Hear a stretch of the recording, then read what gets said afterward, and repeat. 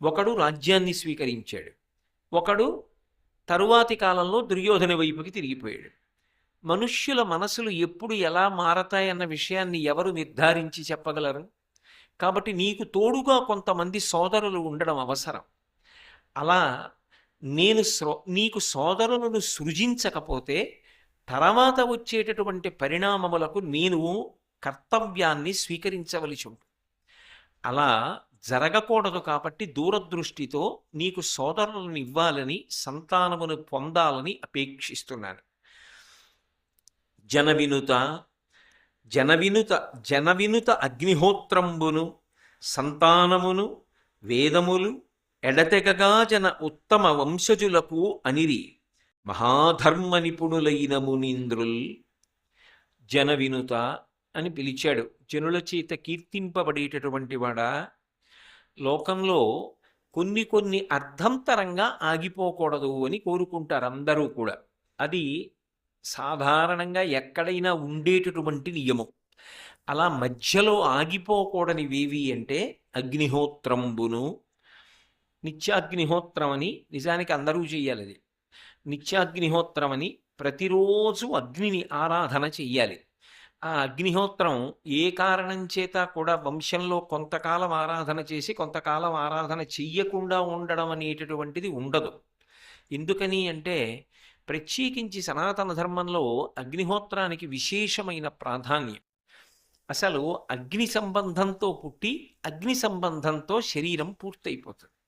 అగ్ని సంబంధాన్ని వదిలిపెట్టేసే వాళ్ళు ఎవరు అంటే ఒక్క సన్యాసాశ్రమంలో ఉన్న వాళ్ళు వదిలిపెట్టేస్తారు. అలా వదిలిపెట్టేస్తారు కాబట్టే సన్యాసాశ్రమ స్వీకారం చేసి శరీరాన్ని విడిచిపెట్టిన వాళ్ళు ఎవరు ఉంటారో అటువంటి వాళ్ళ యొక్క పార్థివ శరీరాన్ని భూమిలో ఉంచి దాని మీద శివలింగాన్ని పెడితే అధిష్టానం అంటారు, దాని మీద తులసి కోట పెడితే బృందావనం అంటారు. తప్ప అగ్ని సంబంధం ఉంచుకుని శరీరం వదిలిపెట్టిన వాళ్ళు, అంటే వంట చేయించుకుని తిన్నవాళ్ళు, యజ్ఞయాగాది క్రతువులు చేసేవారు, వీళ్ళందరూ అగ్ని ఆరాధకుల కిందకే వస్తారు. వంట చేయించుకు తింటే ఎలా అవుతుందండి అంటారేమో. వంట చేయించుకు తిన్న తర్వాత యథార్థానికి అగ్నిహోత్రం నుంచి అన్నాన్ని దింపి వదిలేయకూడదు.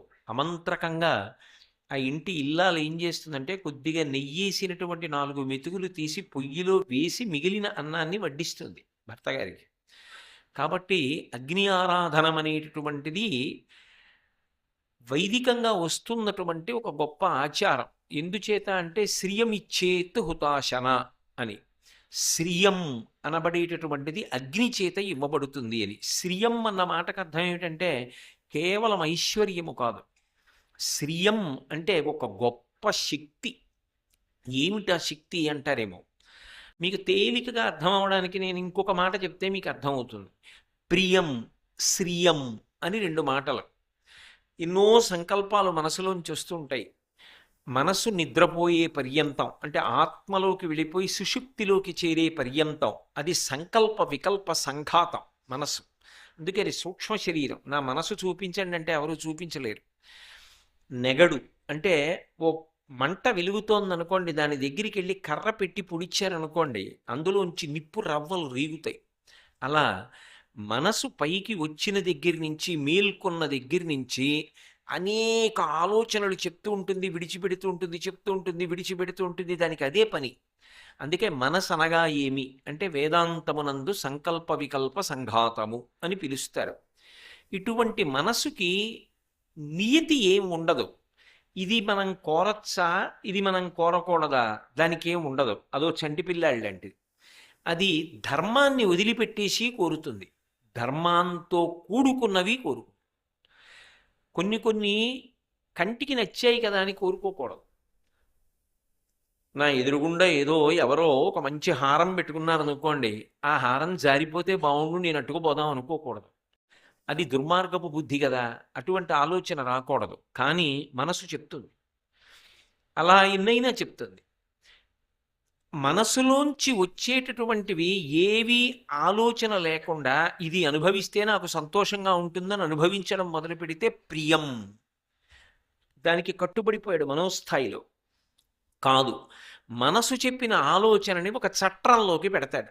ఏమిటా చట్రం అంటే ధర్మచట్రం. ఇది నేను తీర్చుకోవచ్చా, ఓ ప్రశ్న వేసుకుంటుంటాడు ఎప్పుడు. లోపల నుంచి అంతరాత్మ ఒకటి ఉంటుంది కదా, నువ్వు తీర్చుకోవచ్చు, అందులో దోషం ఏముంది అని అందనుకోండి, అది తీర్చుకుంటాడు. అప్పుడు శ్రియం.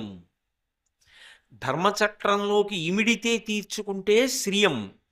ధర్మచట్రంలోకి ఇమడకపోయినా తన తృప్తి కొరకు తీర్చేసుకుంటే ప్రియం. ప్రియంకి శ్రియంకి సమాజము యొక్క అభ్యున్నతంతా ఉంటుంది.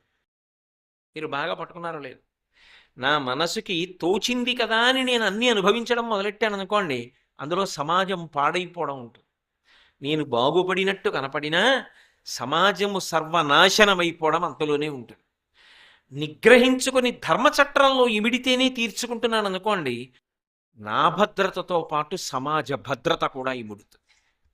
ఆ నిగ్రహ శక్తి ధర్మచట్రంలో ఇమిడితే తప్ప దీన్ని నేను అనుభవించను అనగలిగిన శక్తి దేని వలన వస్తుంది అంటే అగ్ని ఆరాధనము చేత వస్తుంది అని శాస్త్రవాక్. అందుకని శ్రియమిచ్చేత్ హుతాశన. అందుకని అగ్ని ఆరాధనము తెగిపోకూడదు, మధ్యలో అగ్ని ఆరాధనము జరుగుతూ ఉండాలి అని. అటువంటి అగ్ని ఆరాధనాన్ని మధ్యలో విడిచిపెడితే శ్రియం పోగొట్టుకున్నవాడు అవుతున్నాడు కదా, ప్రియంకి వశపడుతున్నాడు కదా. దాని వలన కీర్తి ప్రతిష్టలు వంశంలో ఎలా నిలబడతాయి? ధర్మాత్ముడైన వాడు ఎవరుంటాడో, ధార్మికుడు ఎవరుంటాడో వాడు యశోవిరాజితుడు అవుతాడు.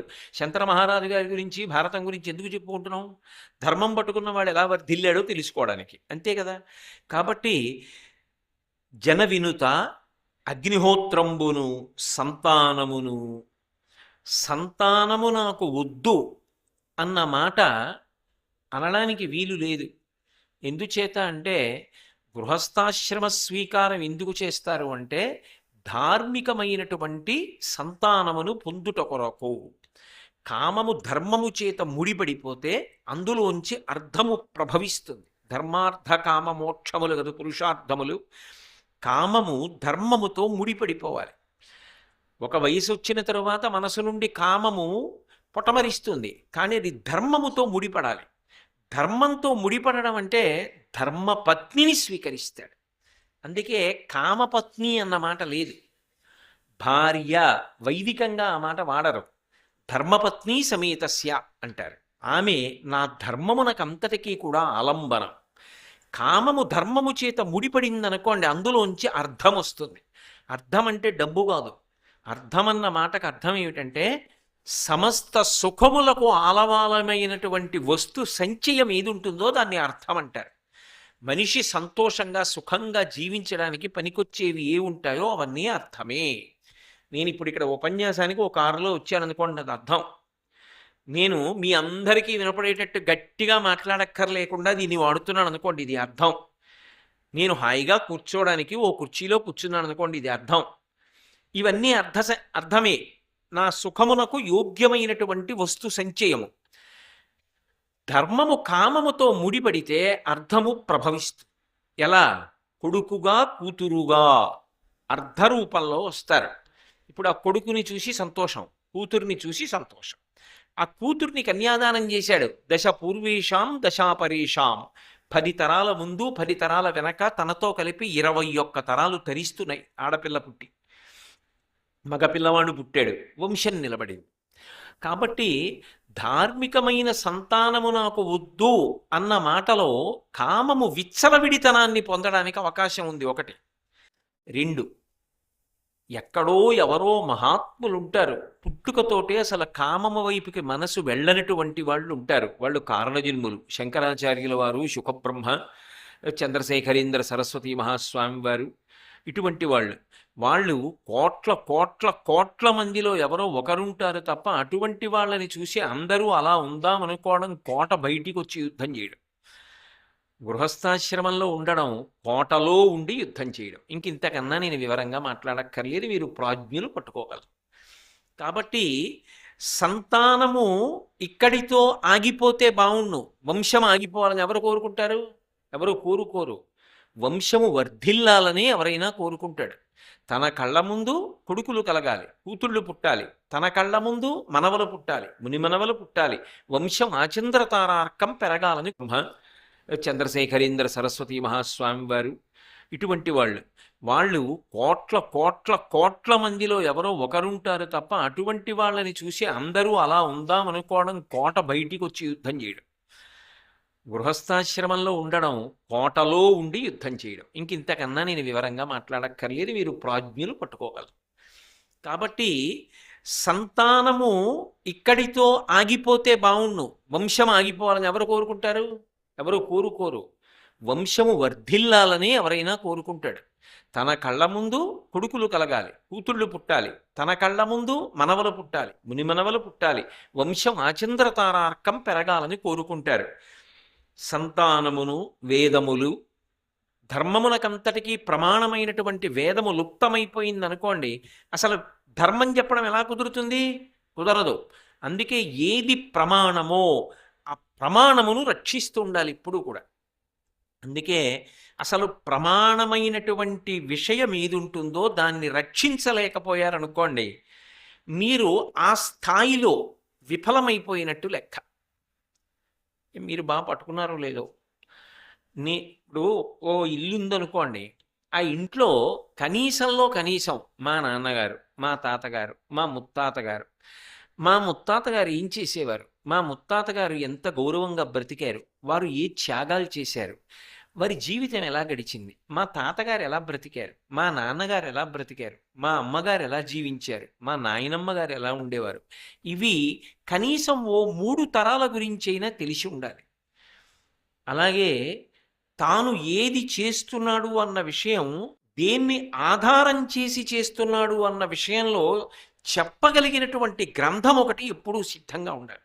నేను పేరెందుకులేండి, ఒక సీనియర్ ఐఏఎస్ ఆఫీసర్ గారిని చూశాను.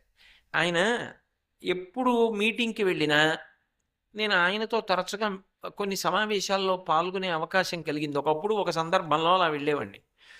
వెళితే ఆయన దేనికైనా సరే ఇది ఇలా చెయ్యొచ్చా అని ఒక ప్రతిపాదన వస్తే ఒక్క 5 నిమిషాలు ఆగండి అని వెంటనే ఆ సంస్థకి సంబంధించిన చట్టాన్ని టకటకా తిప్పి చూసి, ఇది కుదరదండి, మనం చేయకూడదు, అనుమతించదు చట్టం అనేది, ఇది మనం చెయ్యొచ్చు, చట్టం అనుమతిస్తుంది. అది ప్రమాణము తెలిసి ఉండాలి. ఆ ప్రమాణము తెలియలేదనుకోండి, ఉల్లంఘనం జరుగుతుంది, క్షమాపణ చెప్పాలి. ప్రమాణమునకు కట్టుబడ్డాడనుకోండి, నేను చేసినది సత్యమే, నిలబడగలుగుతాడు, ఊంచుకుంటాడు. అందుకే అసలు ప్రమాణమే తెలియకపోతే ఇంక నువ్వేం చేస్తావు? ఎలా చేస్తావు? బ్రతకడానికి, బ్రతుకు సార్థక్యం పొందడానికి, ధర్మం తెలియడానికి ప్రమాణము వేదము. ఆ వేదము లుప్తమైపోతే ఎలా? అందుకని వేదాన్ని కాపాడుకోవాలి. అందుకే వేదం చదువుకోవాలి, అథవా వేదం వినాలి. వేదం చదువుకోకపోతే వేదంతో సమానమైన రామాయణ భారత భాగవతాలైనా చదువుకోవాలి. కాబట్టి వేదములు ఎప్పుడు ఎడతెగగా జనదుత్తమ వంశజులకుననిరి. ఉత్తమమైన వంశంలో ఉన్నవాళ్ళు, ఉత్తమమైన వంశంలో ఉన్నవాళ్ళు అంటే ఉత్తములైన వాళ్ళు అని దాని అర్థం. ఈ 3 మధ్యలో ఆగిపోవాలని కోరుకోకూడదు. అగ్నిహోత్రము, వంశము, వేదము, ఇవి 3 నిరంతరంగా ఉండాలి. కాబట్టి నేను సంతానాన్ని పొందాలనుకుంటున్నాను. అయితే నాన్నగారు నేనున్నాను కదా, నా వలన సంతానం కలుగుతుంది కదా, మీకు మనవలు పుడతారు కదా అంటావేమో. నీ వస్త్రశస్త్ర విద్యాకోవిదుడవు, రణములందు క్రూరుడవు, అరి విద్రావణ సాహసికుండవు, కావున నీ యునికి నమ్మగా నేరనెదన్. నాయనా, నేనున్నాను కదా నాన్నగారు, మీకు ఈ కోరిక ఎందుకు వచ్చింది? మీరెందుకు సంతానాన్ని పొందడం? నాకు వివాహం చేయండి, నేను సంతానాన్ని పొందుతానుగా. అప్పుడు అనేక మంది మనవలు ఉంటే, ఒకవేళ ఏదైనా జరగరానిది జరిగినా మనవలు ఉన్నారుగా, వంశం నిలబడిందిగా. మీరే సంతానాన్ని పొందవలసిన అవసరం ఏంటి? అంటే మీరు పెళ్లి చేసుకోవాలనుకుంటున్నారు, సత్యవతీదేవి యందు అనురక్తులయ్యారు కాబట్టి దాన్ని సమర్థించుకోవడానికి ఇలా చెప్తున్నారా? అంటాడేమో దేవవ్రతుడని ఇంకొక మాట చెప్తున్నాడు. నీ వస్త్రశస్త్ర విద్యా కోవిదుడవు. నీకు అస్త్ర విద్య, శస్త్ర విద్య 2 బాగా తెలుసు. మీకు ఇత పూర్వం ఎన్నో పర్యాయాలు నేను చెప్పా. అస్త్రం అంటే అభిమంత్రిస్తారు, శస్త్రం అంటే చేత్తో వాడతారు. ఓ కత్తి, గద, శూలము, ఇటువంటివి. ఈ అస్త్ర విద్య, శస్త్ర విద్య నీకు బాగా తెలుసు. అంతేకాదు, రణములందు క్రూరుడవు. యుద్ధమే వచ్చిందా ఇక ముందు వెనక చూడవు. పరమక్రౌర్యంతో ఎవరి తలకాయ అయినా తీసేస్తావు. అంత దూకుడుగా యుద్ధం చేస్తావు. హరివిద్రావణ సాహసికుండవు. యుద్ధం చేసేటప్పుడు అయ్యి బాబోయ్ నేను ఒక్కడనే కొడుకుని మా నాన్నగారికి అని నీకేం జ్ఞాపకం ఉండదు. మహాసాహసంతో యుద్ధం చేస్తావు. అప్పుడు ఏం జరుగుతుందో. యుద్ధం రాదని నమ్మకం ఏమిటి? యుద్ధం వచ్చాక వృద్ధుడైన నన్ను పంపించి నువ్వు ఇంట్లో కూర్చుంటావా? నువ్వు వెళ్ళాలిగా, మరి యవ్వనంలో ఉన్నవాడివి. అప్పుడు వెళ్ళిన తరువాత ఈ లక్షణాలు ఉన్నవాడివి కాబట్టి తెగించి వెళ్ళినప్పుడు ఏదైనా జరిగితే, ఏదైనా అన్న మాటకు అర్థం మీకు అర్థమవుతోందిగా. అప్పుడు వంశం ఏమైపోవాలి? వృద్ధాప్యంలో ఉన్న నేనేమైపోవాలి? కాబట్టి కావున నీ యునికి నమ్మగా నేరనెదన్. కాబట్టి నీ ఉనికి, నువ్వు ఉన్నావు అన్నది ఎప్పుడూ ఉంటుంది అని నమ్మడం నాకు కష్టం. ఇది అప్రియమే ఈ మాట చెప్పడం. కానీ మీరు ఒక్కటి ఆలోచించండి, ఇందులో ప్రధానంగా శంతన మహారాజు గారు చెప్తున్నటువంటి సందేశం అంతా, కొడుక్కి చెప్తున్న మాట అంతా ఎటువైపుకి ఒరిగిపోతోంది. నువ్వు ఒక్కడివే సంతానం కాబట్టి నేను అంగీకరించలేను, కాబట్టి నీకు సోదరులు ఉండాలి, నీకు సోదరులు ఉండాలి, ఇది కదా చెప్తున్నాడు. కానీ మీరు ఇంకొక కోణం ఆలోచించండి. అంత తాపత్రయం ఉన్నవాడు ఈ దేవవ్రతుడికి పెళ్లి చేసేస్తే అయిపోలా? దేవవ్రతుడికి పెళ్లి చేస్తే దేవవ్రతుడికి సంతానం కలగదు, సంతానం కలిగితే వంశం నిలబడలా? మరి దేనికి భయపడుతున్నాడు శంతన మహారాజు అంటే, ఆయన దేనికి భయపడుతున్నాడో అది నోటితో చెప్పకపోయినా అది దేవవ్రతుడికి అర్థమైంది, శంతన మహారాజు గారికి అర్థమైంది. కొన్ని విషయాలు ఏం చేస్తారంటే స్పష్టంగా నోటితో అనలేనివి ఉంటాయి. ఆ నోటితో అనలేనివి అనలేక అర్థం చేసుకునేటట్టు చెప్తారు ధార్మికంగా. అది మాట్లాడడంలో ఉండే సొబగు. ఏమిటి ఇక్కడ గొప్ప ఇబ్బంది అంటే, గంగమ్మ దేవవ్రతుణ్ణి తీసుకొచ్చి శంతన మహారాజు గారికి అప్పచెప్తున్నప్పుడు ఒక మాట చెప్పింది. ఇతను వసువులలో 8వ వాడు. వశిష్ఠుని యొక్క శాప కారణంగా భూమి మీదకు వచ్చాడు. ఇతను దీర్ఘాయుష్మంతుడు, సకల శాస్త్ర విశారదుడు, కానీ ఇతనికి సంతానం ఉండదు అని చెప్పి. అది శాపంలో అంతర్భాగం. ఇతనికి సంతానం ఉండదు. ఇతను తండ్రి సుఖం కోసం త్యాగం చేస్తాడు. స్త్రీభోగాన్ని, కాంచనాన్ని కూడా త్యాగం చేసేస్తాడు. కాబట్టి ఇతను సంతానమును పొందడు అని చెప్పింది. అది వశిష్ఠ వాక్ అయినప్పుడు ఈ పిల్లవాడికి సంతానం కలిగేటటువంటి అవకాశం లేదు. ఆ అవకాశం లేనప్పుడు ఇవాళ కాకపోతే రేపు, రేపు కాకపోతే ఎల్లుండి, ఎల్లుండి కాకపోతే 100 సంవత్సరముల తర్వాత శంతన మహారాజు గారి వంశం అంతరించిపోతుంది. ఎందుకంటే ఇక దేవవ్రతుని తర్వాత వంశం ఉంటుందని నమ్మకం లేదు. తన వైపు నుంచి కుమారులను పొందుతాడు, వంశం పెరుగుతుందన్న నమ్మకం ఇక లేదు, ఖచ్చితంగా లేదు. ఎందుకని అంటే గంగమ్మ మాట చెప్పేసింది. మీరందరూ 1కి 10 మాటలు విన్నారు. వశిష్ఠుడి శాపం అలాగే ఉంది, నీవు సంతానమును పొందవు అన్నాడు. కాబట్టి ఇప్పుడు వంశం ఎలా నిలబడుతుంది? వంశము నిలబడకపోతే వ్యక్తిగతంగా తాను దోషం చేసినవాడు అవుతాడు ఆలోచించనందుకు. 2 రాజ్యం ఏమైపోతుంది? రాజ్యంలో ప్రజలు ఏమైపోతారు? తాను ఆలోచించకపోతే రేపు ఉత్తమ వంశ సంజాతుడైనటువంటి ధార్మికుడు రాజ్య పరిపాలన చేయకుండా ఒక అధర్మాత్ముడు సింహాసనంలో కూర్చుని ప్రజల్ని పీడించి పరిపాలన చేస్తే తద్దోషం శంతన మహారాజు గారిని కట్టి కొడపదా? తన వరకు చూసుకుంటే సరిపోతుందా? అందుకని తన తర్వాత కూడా వంశం కొనసాగడానికి అవకాశం కలగాలి అంటే తాను సంతానమును పొంది తీరాలి. ఇది అర్థం చేసుకోలేడా దేవవ్రతుడు? ఇక్కడ వరకు చెప్తే నాన్నగారి మనసులో ఈ క్లేశం ఉందన్నమాట.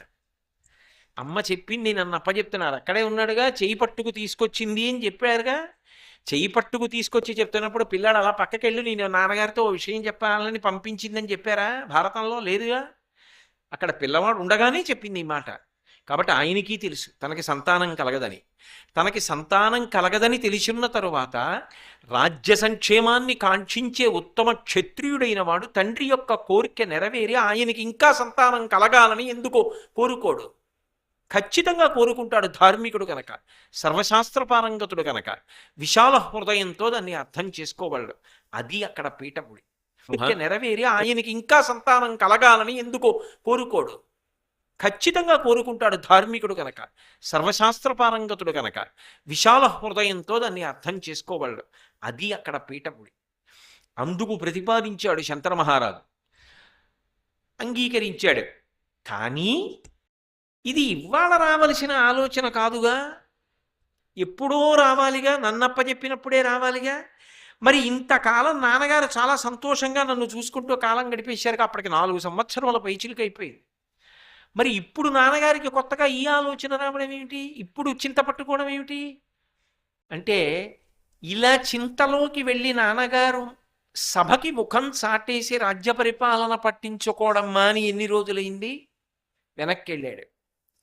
వెళ్ళి మంత్రులను, పెద్దలను, హితులను, పురోహితులను రావించి వాళ్ళందరితో సంప్రదించాడు. ఎక్కడికి వెళ్ళాడు, ఏమైంది కనుక్కున్నాడు. సారథి చెప్పడు. మీ నాన్నగారు ఫలానా చోటుకి వెళ్ళారు, దాశరథుని అడిగారు, సత్యవతీదేవిని ఇమ్మని అడిగాడు, మీ నాన్నగారు ఇవ్వనన్నారు.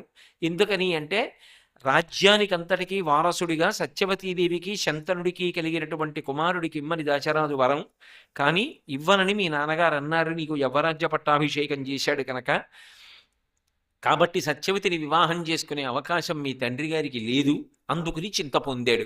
సత్యవతీదేవిని వివాహం చేసుకునే అవకాశం లేకపోతే లోకంలో ఇంకా రాచకన్యలే లేరా ఏమి అంటే, ఈ మాట మనమంటే సరిపోదు, అలా సరిపుచ్చుకోవలసిన వాడు శంతనుడు. ఆయన సరిపుచ్చుకోలేకపోతున్నాడు. అందుకేగా ఇప్పటికీ లోకంలో ఎన్నో రకాల కథలు బయలుదేరుతుంటాయి. అలా సరిపుచ్చుకోలేకే, అలా సరిపుచ్చుకోలేని బలహీనత శంతనుడికి ఎందుకు వచ్చింది? వెనక వశిష్ఠుడి శాపం ఉంది, కథ అనేక మలుపులు తిరగవలసి ఉంది. అందుకని ఆయన మనసు అలా ఊంచుకోవాలంతే, తప్పదు. కాబట్టి ఇప్పుడు దేవవ్రతుడు ఏం చేశాడు? తన కర్తవ్యం ఏమిటి ఆలోచించాడు. తానేం చెయ్యాలి? తండ్రి గారు చెప్పినటువంటి మాట పరమసత్యం, వంశం నిలబడాలి. వంశం నిలబడడం కోసం తాను త్యాగం చెయ్యవలసి వస్తే త్యాగం చెయ్యాలి. కాబట్టి సత్యవతీదేవిని దాశరాజు ఏ కారణానికి ఇవ్వనన్నాడు కనుక్కుంటానని ఇంతమందిని తీసుకుని వెళ్ళాడు. ఎందుకంటే ఒక మాట ఎవరూ లేనప్పుడు ఇవ్వడం వేరు, పెద్దల సమక్షంలో ఇవ్వడం వేరు. కాబట్టి ఇంతమందిని తీసుకుని దాశరాజు దగ్గరికి వెళ్ళాడు. వెళ్ళి ఆ దాశరాజుని అడిగాడు, ఏమయ్యా, నీ యొక్క కుమార్తె సత్యవతీదేవిని యోజనగంధిని మా తండ్రి గారైనటువంటి శంకర మహారాజు గారికి ఇచ్చి వివాహం చెయ్యవలసిందిగా కోరుతున్నా. ఏమిటి అభ్యంతరం, ఏమిటి విచిత్రం అంటే, తండ్రి కొడుకు గురించి అడగవలసిన మాట కొడుకు తండ్రి గురించి అడుగుతున్నాడు. ఇది భీష్ముడి జీవితంలో గొప్ప మలుపు. ఒక్కొక్క మహానుభావుడి యొక్క త్యాగం, ఒక్కొక్క మహానుభావుడి పెద్దరికం హద్దులేని రీతిలో ఉంటాయి. కొంతమంది పెద్దరికం చూడండి, వయసుతో సంబంధం ఉండదు. వాళ్ళకి ఏమిటో మరి చిన్నతనం నుంచే ఆ పెద్దరికం అలవాటు అయిపోతుంది. వాళ్ళే ఆ ఇంటికి పెద్దవాళ్ళు అవుతారు.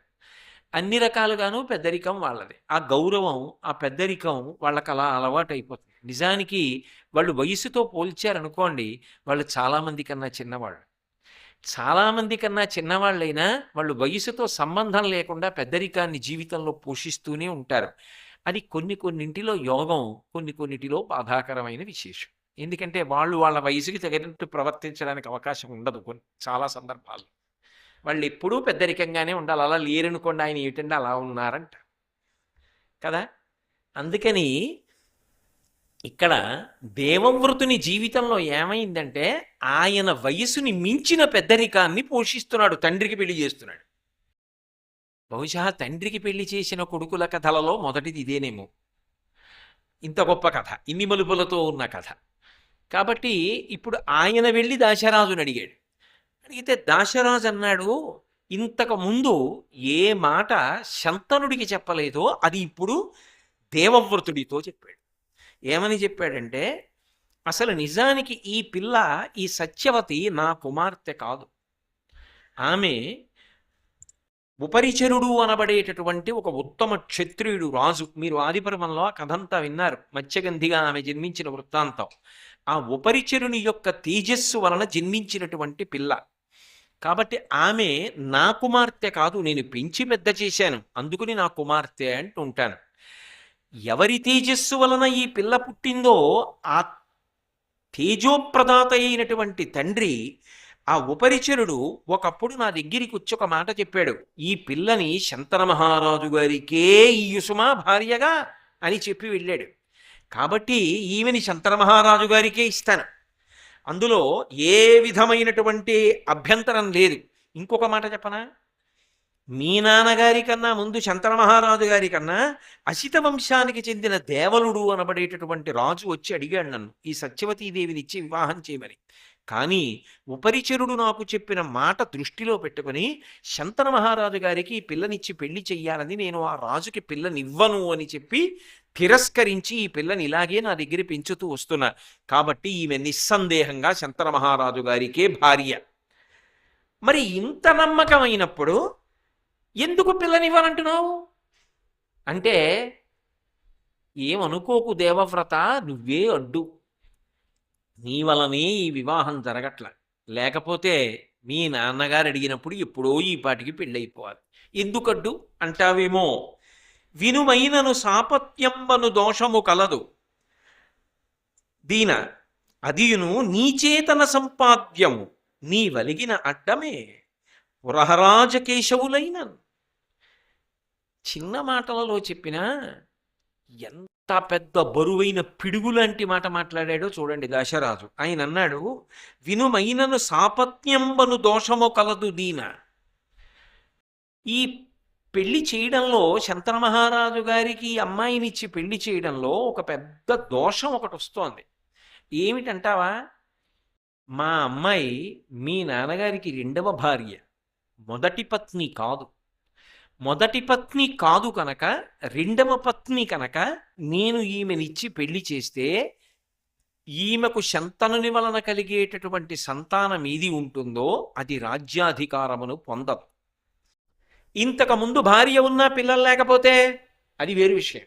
నువ్వున్నావుగా, నువ్వుండగా పిల్లని ఎలా ఇస్తా? మీ నాన్న అదేగా అన్నాడు, యవరాజ్య పట్టాభిషేకం భీష్ముడికి చేశాను, అది కుదరదని వెళ్ళిపోయాడుగా. మరి నువ్వే అడ్డు ఈ పెళ్లికి, నువ్వే వచ్చి అడుగుతున్నావు, కానీ నువ్వే అడ్డు ఉన్నమాట చెప్తున్నావు. లేకపోతే మీ నాన్నకి ఇవ్వాలనే అనుకున్నా ఈ పిల్లని, కానీ నీ వలనే సమస్య వస్తోంది. దానికే ఉందిలే, ఇతనేం చేయగలడు? మన పిల్లని ఇచ్చిన తరువాత రేపొద్దున్న అడ్డొస్తే మన అందరం కలిసి మట్టు పెట్టలేమా?